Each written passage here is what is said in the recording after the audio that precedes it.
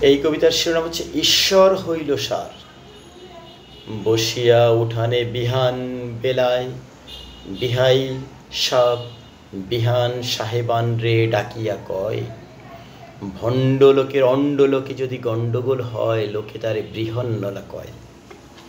শুনিয়া বিহান সাব হাসিয়া হইলেন কুটি কুটি, পাল্টা বাহাস করে কইলেন বিহাই সাহেবের ঠাই।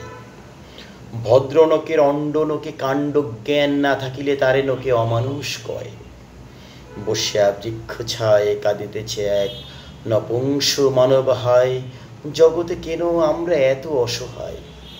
শুনিয়া হাসিয়া গলিয়া পড়ে এক সতী সাবিত্রী পুরুষ, জানো না তুমি আমাদের দণ্ড মেরুদণ্ড শক্তপোক্ত হয়।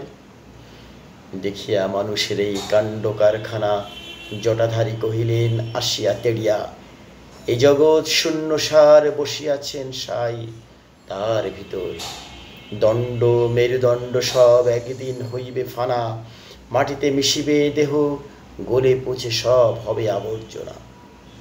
পড়িল লুটাইয়া তারা সাধু বাবার পায়, এ জগতে দণ্ডমুণ্ড লইয়া আর তর্ক নয়।